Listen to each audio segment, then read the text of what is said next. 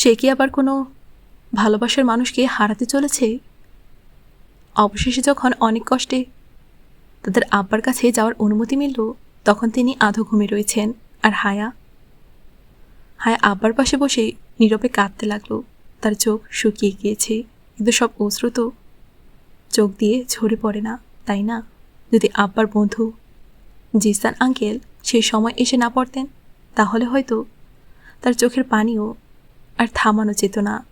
কিন্তু সবার সামনে সে নিজেকে শক্ত প্রমাণ করতে চায়।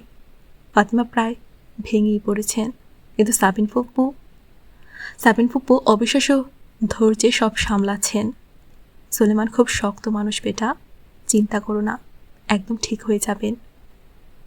জিসান আঙ্কেলকে বিদায় দিতে যখন হায়া ফাতেমার সাথে বাইরে বেরোলো, তখন তিনি সান্ত্বনা দিতে দিতে বলছিলেন, জিসান আঙ্কেল আবার সবচেয়ে ভালো বন্ধু। হায়দাকে খুব ভালো করে চিনত না, কিন্তু ফাতেমা জানতেন তার সাথে তার মেয়ে রয়েছে। 15-16 বছরের মেয়েটির নাম রিজা, যার বয়সের তুলনায় মানসিক ও শারীরিক বিকাশ একটু কম, একটু অস্বাভাবিক ধরনের। মেয়েটি কোঁকড়ানো চুলে মুখ ঢেকে মাথা নত করে একটা না পত্রিকার ওপর কলম দিয়ে কিছু লিখেই যাচ্ছে। রিজা খুব বুদ্ধিমান মেয়ে। জিসান আঙ্কেল যখন দেখলেন হায়ের চোখ তার মেয়ের দিকে, তখন তিনি হেসে বলছিলেন, ওয়ার্ড পাজল আর ক্রস ওয়ার্ড খেলায় ওর দারুণ আগ্রহ। একটা বড় চার্ট শেষ করতে কয়েকদিন লেগে যায়, কিন্তু শেষ করেই ফেলে। হায়া ম্লান হেসে শুনল, তিনি তার মেয়েকে সবসময় সাথে রাখেন, হোক বাড়ি কিংবা অফিস। হয়তো ভালোবাসা, হয়তো উদ্বেগ, অথবা হয়তো দুটোই। তাদের চলে যাওয়ার পর হ্যাঁ কিছুক্ষণের জন্য বাড়ি ফিরল। বাড়ি জুড়ে নীরবতা, মনে হচ্ছে যেন সব কিছু থেমে গেছে। হ্যাঁ মাত্রই আবায়া খুলতে যাচ্ছিল, ঠিক তখনই ফোন বেজে ওঠে। Private number calling. সেই ঘটনার পর আজ প্রথমবার মেজর আহমেদ ফোন করেছে, কিন্তু হায়া সঙ্গে সঙ্গে কেটে দিল। সে বারবার ফোন করতে লাগলো, তাই হায়া মোবাইল বন্ধ করে দিল। সে আর এই মানুষটার সাথে কোনো ধরনের যোগাযোগ রাখতে চায় না, কোনো প্রয়োজন নেই। আব্বা এখনও হাসপাতালে ভর্তি। আজ সাবিন ফুপ্পু আর ফাতিমা আব্বার সঙ্গে আছেন, তাই হায়া আর জিহাদ বাড়িতে রয়েছে। সন্ধ্যার সময়, কিন্তু আলো তখনও ফুরায়নি। হায়া ছাদে দোলনায় বসে আব্বার গাছগুলোর দিকে তাকিয়ে রয়েছে। আজ ওগুলোর উপর কোনো ছায়া পড়ছে না, শুধু গাছগুলোকে আজ যেন আরও মলিন লাগছে। এই বাড়িতে গাছের যত্ন নেওয়া মানুষটি আজ নিজেই যত্ন করার অবস্থায় নেই। হায় ভেতরে ভেতরে খুব করে কাঁদল। আব্বার গাছগুলো একা হয়ে গেছে। কেমন আছো? জিহান আস্তে করে তার পাশে বসলো। তোমার সামনে তো আছি। তুমি কি খেয়েছ? হ্যাঁ, নূরবানু আমার খাবার নিয়ে এসেছিল। তুমি? মুড নেই। হ্যাঁ এখনও গাছের দিকেই তাকিয়ে আছে। জিহান তাকে কিছু বলতে যাচ্ছিল, কিন্তু হঠাৎই থেমে যায়। দেয়ালের ছিদ্র দিয়ে কিছু একটা তার চোখে পড়ে। সে জানতে চাইল, শোনো, ওই মানুষটাকে কে? হায় চমকে মাথা ঘুরিয়ে তাকালো। দেয়ালের জালের মতো ছিদ্র দিয়ে লনের দৃশ্য তারা পরিষ্কার দেখতে পাচ্ছে।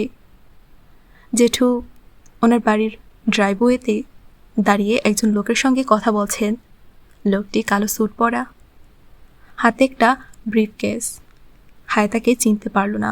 জানি না, সে উদাসভাবে কাছা কালো। আমার মনে হয় উনি একজন উকিল। তুমি জানলে কিভাবে? ওনার স্যুটটা তো সাধারণ কালো, উকিলদের স্পেশাল স্যুট তো নয়, কিন্তু টাইটা দেখো, পুরো জেড ব্ল্যাক। এই টাইটা উকিলদের বিশেষ সিগনেচার টাই। জিহান চোখ সরু করে ওদেরকে পর্যবেক্ষণ করছে। আমার মনে হয় তিনি এখনই এদিকে আসবেন। হায় বিস্ময়ে জিহানের দিকে তাকালো। ওরা তো নিজেদের ড্রাইভওয়েতে দাঁড়িয়ে আছে, তুমি কি করে বুঝলে? তাদের ইচ্ছে কি? ভালো করে দেখো। ফোরকান মামুর জুতার অগ্রভাগ কোন দিকে? হায়া গলা বাড়িয়ে নিচে ভালো করে দেখল। জেঠু জোতার অগ্রভাগ খুব শুকনোভাবে তাদের বাড়ির মাঝখানের দরজার দিকেই। মানুষ যেখানে যেতে চায় তার পা স্বেচ্ছায় সেদিকে ঘুরিয়ে যায়। এখন সেই ব্যক্তি দাঁড়িয়ে থাকুক কিংবা বসেই থাকুক, আর কথা বলার সময় যদি সামনের মানুষটির জুতো তোমার বিপরীতে দিকে থাকে, তার মানে সে তোমার প্রতি বিরক্ত। হায় অজান্তেই নিচে তাকালো।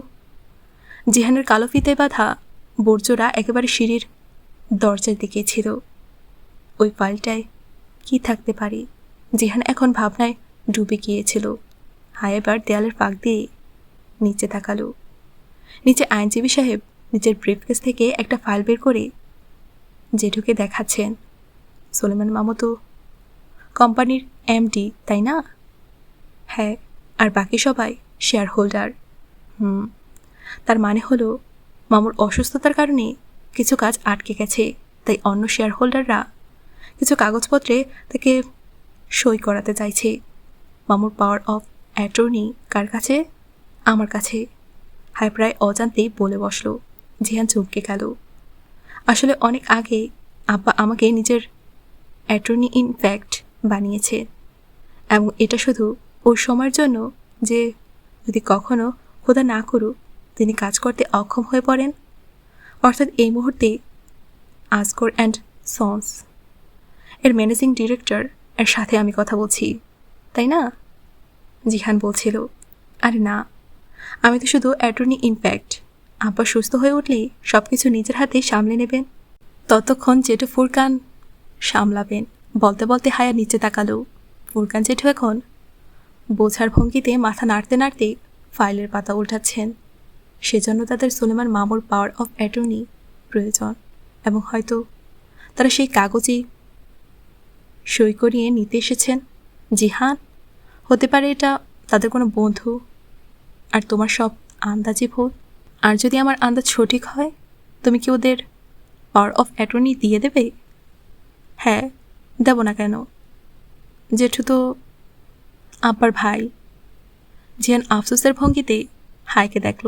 ম্যাডাম, একটা কথা বলি, বাবা যখন আর সক্ষম থাকে না, তখন সন্তানের জন্য জীবন বদলে যায়। আর যে মানুষগুলো তোমার পাশে আছে, ব্যবসা যদি একবার হাতছাড়া হয়ে যায়, কাল তারা তোমাকে এক কোণায় কোণঠাসা করে ফেলবে। সবাইকে নিয়ে সন্দেহ করো না জিহান। হায়া বিরক্ত হচ্ছিল। এই তো সেই ফুরকান মামু যাকে নিয়ে আমরা কথা বলছি, তাই না? নিজের চোখ খোলো। তুমি তোমার বাবার চেয়ার তাদের দিতে পারো না হায়া। আর দেখো, ওরা এখানেই আসছে। হায়া চমকে উঠল। তারা দুজন এদিকে আসছিল। হায়া একটু সোজা হয়ে বসল। জিহানের ঠোঁটে হালকা বিজয়ের হাসি। কিন্তু জিহান আবার অবর্তমানে ফুরকান জেঠু ছাড়া ব্যবসাকে সামলাবে। আমি তো বিজনেস অ্যাডমিনিস্ট্রেশনের কিছুই জানি না। হায়া উৎকণ্ঠায় দাঁড়িয়ে গেল। জেঠু ঘন্টি বাজালেন।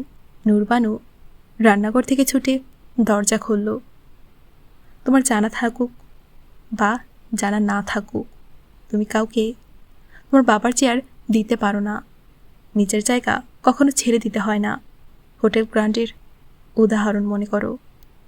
এক পাশা জায়গা ছেড়ে দিতেই আরেক পাশা এসে দখল করে ফেলেছে। জিহান উঠে দাঁড়ালো। দোলনাটা ধীরে ধীরে দুলতে লাগলো। চলো। ওরা ভেতরে ঢুকছে। হ্যাঁ, এলোমেলোভাবে জিহানের সঙ্গে সিঁড়ি বেয়ে নিচে নামলো। জেঠু আইনজীবীকে বাইরে রেখে নিচে লাউঞ্জে এসে দাঁড়িয়ে রয়েছেন, তার হাতে ফাইল। তখনও হায়ের মনে হলো জিহানের অনুমান নিশ্চয়ই ভুল। হায়া। জেঠু গম্ভীর স্বরে ডাকলেন, তোমার আব্বার কি এই অবস্থায় সাইন করতে পারবেন? হায় সিঁড়ির শেষ ধাপে এসে থামল। পরিস্থিতি এত সংবেদনশীল হয়ে উঠেছে যে ক্ষুদ্র একটা প্রশ্ন জোরে আঘাত করছে। এখনও ঠিক তেমনই। তিনি আব্বার খোঁজ না নিয়ে শুধু সইয়ের কথা বলছেন। আপনি কিসে সই করাতে চান? হায় সোজা ভঙ্গিতে নেমে জেঠুর সামনে দাঁড়িয়ে জানতে চাইল। জিহান খুব আরামে সিঁড়ি ধাপে ধাপে বসল, যেন কোনো তামাশা দেখতে বসেছে। এটা তোমার জানার বিষয় নয়। আর বলো তো, সোলেমান সাইন করতে পারবে কি পারবে না? জেঠু তার প্রশ্ন করা সহ্য করতে পারলেন না। জিহান হালকা হাসল, কিন্তু হায়ের মনোযোগ জেঠুর দিকেই রয়েছে। না, করতে পারবেন না। ডাক্তার তাকে বেশি কথা বলতে নিষেধ করেছে। সে ইচ্ছে করেই এক মুহূর্ত থামল। আপনি আমাকে বলুন, হয়তো আমি আপনাকে সাহায্য করতে পারবো। আসলে আব্বার অবর্তমানে অ্যাটর্নি, ইনফ্যাক্ট আমি। ফুরকান জেঠু যেন একটা ঝটকা খেলেন। বিস্ময় আর বিভ্রান্তি মিশ্রিত দৃষ্টিতে হায়ের দিকে তাকিয়ে রইলেন। তুমি? সোলেমান তোমাকে কবে অ্যাটর্নি ইনফ্যাক্ট বানালো? অনেক আগেই আব্বা আমাকে ডিউরেবল পাওয়ার অফ অ্যাটর্নি দিয়েছেন, আর তার ভিত্তিতে প্রয়োজনে আমি আব্বার জায়গায় দায়িত্ব নিতে পারি। আর সবসময় পূর্ণ আত্মবিশ্বাসী। আর এখনও যেটা ফুরকানের ভারিক্কি ব্যক্তিত্বের সামনে দাঁড়িয়ে পুরো স্বচ্ছন্দতায় সব কিছু তাকে বলে গেল। কিন্তু প্রত্যাশার বিপরীতে ফুরকান জেঠু আচমকে রেগে উঠলেন। মাথা খারাপ হয়েছে সোলেমানের? সে কিভাবে এসব করতে পারে? যা করার তো আব্বা করে ফেলেছেন। এখন কারণ আমি তার মেয়ে, আর আমার উপর তিনি ভরসা রাখেন। হায় শান্ত ও দৃঢ়। এটা কি ধরনের ঠাট্টা? জেঠু যেন বিরক্ত হয়ে উঠেছেন। এখন সব কাজ কি এভাবে চলবে? আমি কি সামান্য সামান্য ব্যাপারে তোমার কাছে এসে দৌড়াবো? না জেঠু, আমি আপনাদের কাউকেই কষ্ট দেব না। কাউকে আসতে হবে না। কাল থেকে আমি নিজেই অফিসে চলে আসব। ইন্টারেস্টিং। শেষ সিঁড়িতে নিশ্চিন্ত হয়ে বসে থাকা দর্শক জিহান উৎসুক চোখে ওদের মুখোমুখি লড়াইটা দেখতে লাগলো। সে যেন দুজনকে লড়িয়ে বেশ মজা পাচ্ছে। তুমি তুমি অফিসে আসবে? তুমি ব্যবসা প্রশাসন সম্পর্কে কি জানো? জেঠুর রাগের চাপে এমনভাবে তাচ্ছিল্যের সাথে হাত নাড়ালেন যেন নাকের পাশ দিয়ে কোনো মাছি উড়িয়ে দিচ্ছেন। কি আসে যায়? দাওয়ার ভাই যদি পলিটিক্যাল সায়েন্সে সাধারণ এমএ করে আজ বোর্ড অফ ডিরেক্টরের সদস্য হতে পারেন, তাহলে 2-4 দিনের জন্য আব্বার চেয়ার আমিও সামলাতে পারবো। জেঠু ঠোঁট শক্ত করে অত্যন্ত কষ্টে নিজেকে নিয়ন্ত্রণ করলেন। আমাদের খানদানের একটা মেয়ে এখন অফিসে যাবে, লোকজন কি বলবে? তিনি একটু নরম হলেন। যখন সে তার জেঠু, চাচা আর চাচাতো ভাইদের সঙ্গে একে অফিসে যাবে, তখন লোকেরা কিছুই বলবে না। প্রথমবার হায়া মুচকি হাসল। আজব রেয়াজ শুরু হয়ে গেছে। জেঠু ভুরু কুচকে পিছনে ফিরলেন আর বড় বড় পা ফেলে বেরিয়ে গেলেন। যাওয়ার সময় দরজাটা জোরে শব্দ করে বন্ধ করলেন। কি চমৎকার! জিহান হেসে প্রশংসার সুরে সিঁড়ি থেকে উঠল। শুধু হাততালিটা দেয়নি, নইলে তার ভাবভঙ্গি এমনই মনে হচ্ছে জেঠু আমার সঙ্গে এমনভাবে কথা বলতে পারে। তিনি আগে কখনো আমার সঙ্গে এমনভাবে কথা বলেনি। হায় এখনও দরজার দিকে তাকিয়ে রয়েছে, যেখান দিয়ে ফুরকান জেঠু বেরিয়ে গেলেন। ধীরে ধীরে তিনি আরও খারাপভাবে কথা বলতে শুরু করবেন। শুধু দেখতে থাকো। কিন্তু তিনি ঠিকই বলছেন। আমি কিভাবে আব্বার সিটে বসবো? তার ব্যবসা সম্পর্কে আমি আসলেই কিছু জানি না। এই প্রথম আর চিন্তা হলো, জেঠুর সামনে যে বড় বড় দাবি করলো, সে দাবিগুলো কিভাবে সত্যি করবে সে? হঠাৎই যেন দায়িত্বের বোঝা তার কাঁধে চেপে বসলো।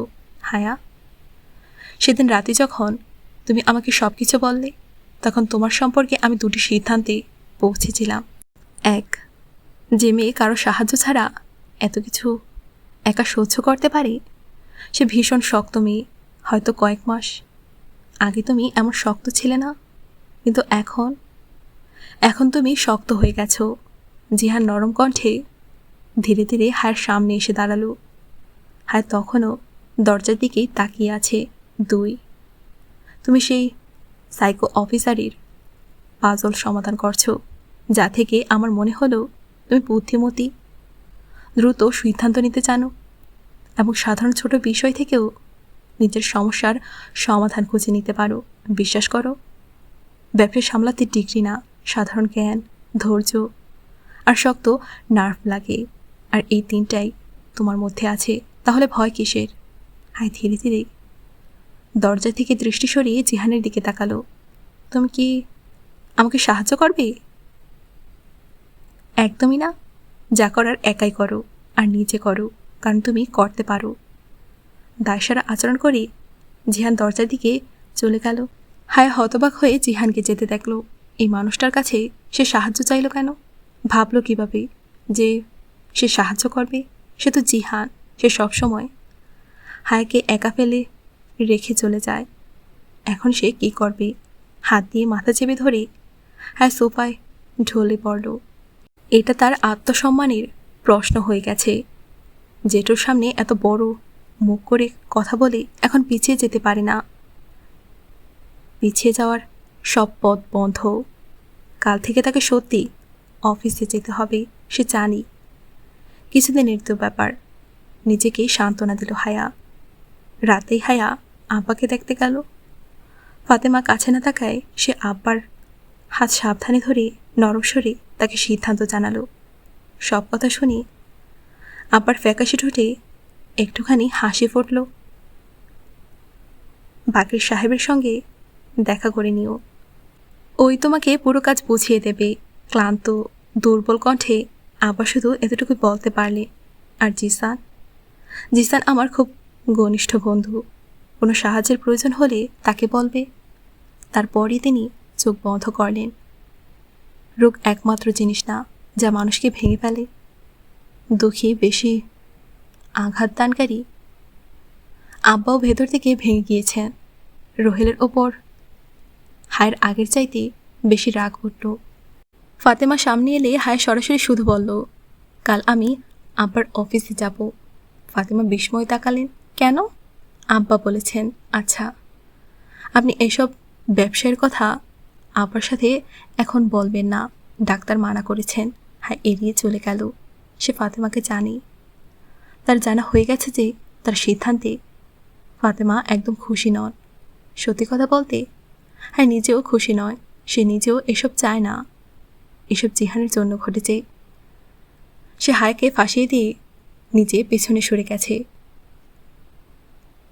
সুলেমান সাহেবের অফিস, চোখ ধাঁধানো, রাজকীয়ভাবে সাজানো, দোসর আর গাঢ় নেভি ব্লু থিমে, ঝকঝকে সাদা মার্বেলের টাইলস, দামি পর্দা, রাজকীয় আসবাব, আর মাঝখানে সেই উঁচু কালো ঘূর্ণায়মান চেয়ারে তো ভাবই আলাদা। হ্যাঁ, ঠিক সেই চেয়ারটাতেই বসে আছে। নিচের কালো সিল্কের আবায় ঢাকা দুই কনুয়ের চেয়ারের হাতল দৃঢ়ভাবে চেপে এক হাতে থাকা প্লাটিনামের রিং আঙুলে ঘোরাতে ঘোরাতে হায় হেলান দিয়ে গম্ভীরভাবে বাকির সাহেবের ব্রিফিং শুনছে। নিখুঁতভাবে পড়া নিকাবের আড়াল থেকে তার চোখ দুটো ধারালো মনোযোগে শুকনোভাবে সংকুচিত হলো। বাকির সাহেব বয়োজ্যেষ্ঠ, নিরীহ এবং ভদ্র প্রকৃতির মানুষ, এবং এখন সর্বোচ্চ আন্তরিকতায় তার বাবার কনস্ট্রাকশন কোম্পানির সম্পর্কে সর্বস্তরে বোঝাচ্ছেন। Board of directors, share holders, চলমান প্রজেক্ট, টেন্ডার সবই হায় শুনছে।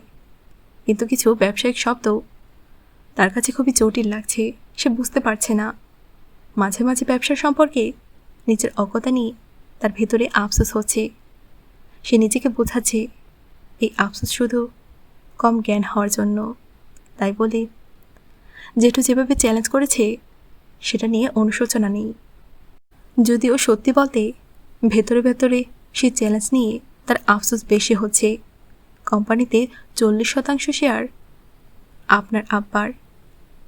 বাকির সাহেব ব্যাখ্যা করলেন 20% ফুরকান সাহেবের, 20% জাহিদ সাহেবের এবং 10% সেটি সাহেবের। হ্যাঁ, প্রথমবার মুখ খুলল। আর শেষ 10%। আর তখনই অফিসের দরজা খুলে গেল। হ্যাঁ, চমকে তাকালো। তারপরই এক অস্বস্তিকর বিরক্তি মাথা থেকে পা পর্যন্ত তাকে ঢেকে ফেলল। কারণ যদি তার একটু আন্দাজ থাকতো যে শেষ 10% মালিক ওয়ালিদ লাগারি হতে পারে, তাহলে সে ওই অফিসে আজ পাও দিত না। ওহ, আপনি অফিসে এসেছেন? ওয়ালিদ ঢুকলো তার স্বভাবসুলভ আত্মবিশ্বাসী ও বিদ্রূপময় হাসি নিয়ে। বাকের সাহেবের মুখে অপ্রকাশিত বিরক্তির ছায়া পড়ল, তবু তিনি চুপ রইলেন। তো আপনি সোলেমান আঙ্কেলের সিট সামলাবেন। হায়ের সামনে চেয়ারটি নিয়ে পায়ের ওপর পা তুলে বসল। তুরস্ক থেকে কি বিজনেস অ্যাডমিনিস্ট্রেশনের ডিগ্রি করেছেন? কিন্তু আপনি তো আব্বাকে বলেছিলেন যে এলএলবি করছেন, তাই না? তার কণ্ঠে তির্যক ব্যঙ্গ। আর সেই রাতের কথা সে ইঙ্গিত দিচ্ছে। এখন এটা পরিষ্কার যে নিকাব পরা সত্ত্বেও যেভাবে সে হায়কে মুহূর্তে চিনে ফেলল, তার কারণ নিশ্চয়ই অফিসের স্টাফদের কাছ থেকে সে আগে ভাগে হায় সম্পর্কে জেনে নিয়েছে। তাই এত আত্মবিশ্বাসের সাথে এত অবাধভাবে অফিসে প্রবেশ করল, কারণ ওয়ালিদ লাগারি সবসময় এভাবেই প্রবেশ করে। তো ম্যাডাম এমডি, আপনার ইচ্ছে কি? এখন কি এই অফিসে তালিবাইজেশন চালু হবে? হাই নীরবে ঠোঁট শক্ত করে তার কথা শুনছিল। সে ডান ভুরু সামান্য উঁচু করল।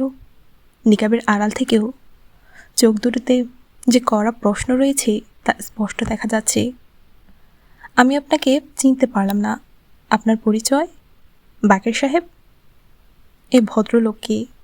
ম্যাডাম, এ লাগারি সাহেবের চিনেছেন তো অবশ্যই আপনি আমাকে। আমার মনে হয় না আপনি কোনো দিন আমাকে ভুলতে পারবেন। আমাকে ওয়ালিদ লাগারি বলে। ওয়ালিদ সাহেব, আমার একটা প্রশ্নের উত্তর দিন। হায়া কণ্ঠে ভারসাম্য বজায় রেখে ওয়ালিদের কথা থামিয়ে সামান্য ঝুঁকে 2 হাত টেবিলে রেখে বলছিল। বিদ্রুপে ওয়ালিদের কথা মাঝপথেই থেমে গেল। ওয়ালিদ সাহেব, আমি কি আপনাকে আমার অফিসে ডেকেছি? ওয়ালিদ হেসে মাথা ঝাঁকালো। ম্যাডাম হায়া, বরং মিসেস হায়া। এখন যেহেতু আপনার এখানে কাজ।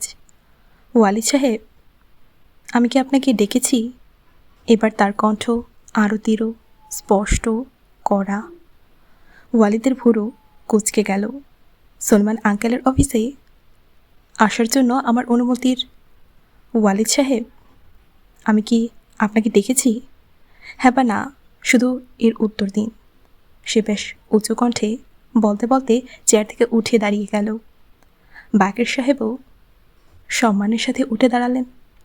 এটা তার বাধ্যতার প্রকাশ, আনুগত্যের প্রমাণ। ওয়ালিদের কপালের ভাঁজগুলো গভীর হয়ে গেল। সে দ্রুত দাঁড়িয়ে গেল।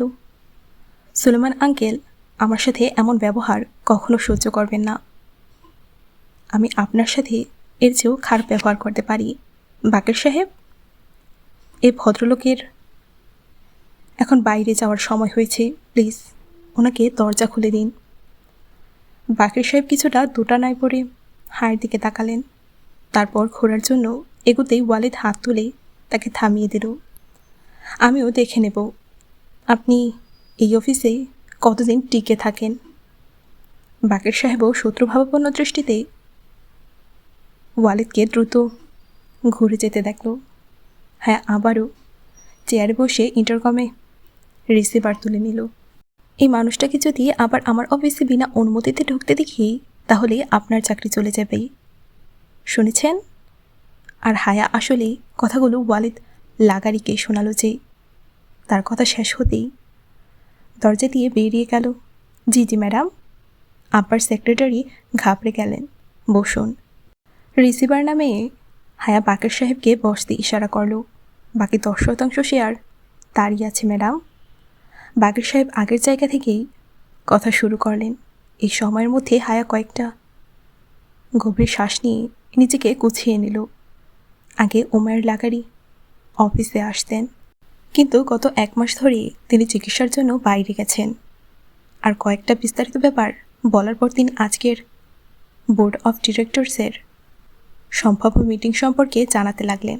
ম্যাডাম, একটা ট্রেড সেন্টারের প্রজেক্ট আছে, আমাদের সেটি পেতে হবে এবং মানে টেন্ডারে নিলাম হবে, আর আমাদের সেই নিলামে জিততে হবে। হ্যাঁ, চাপা উত্তেজনায় তার কথার উত্তর দিল।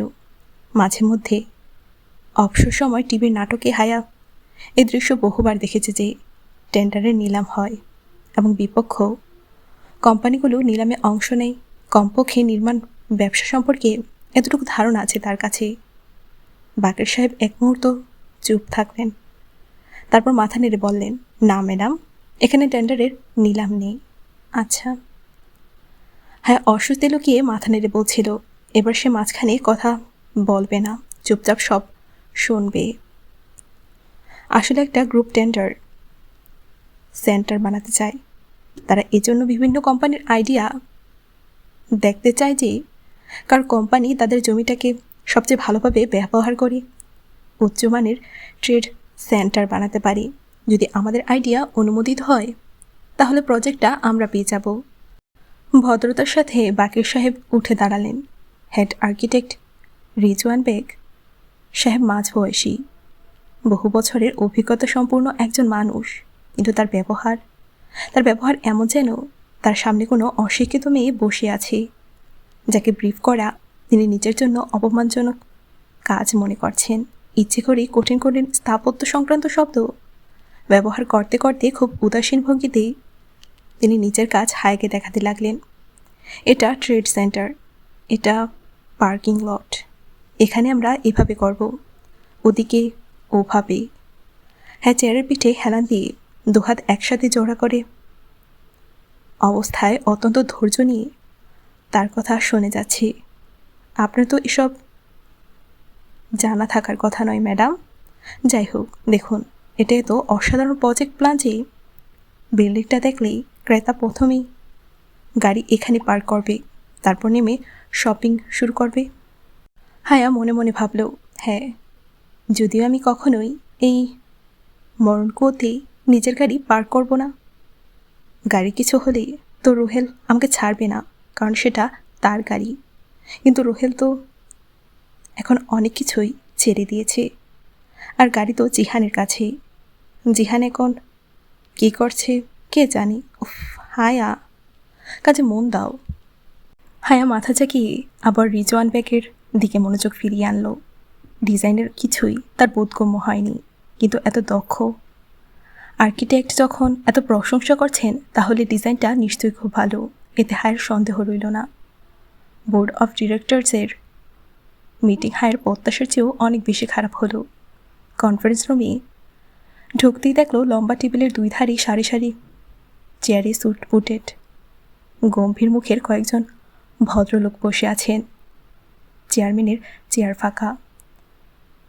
সে ফাইল নিয়ে দ্রুত ভেতরে ঢুকে খোলা চেয়ারের পাশে দাঁড়ালো। কেউ তাকে সম্মান জানিয়ে উঠে দাঁড়ালো না। সে টেবিলে পার্স রাখল, চেয়ার টেনে বসে ফাইল খুলল।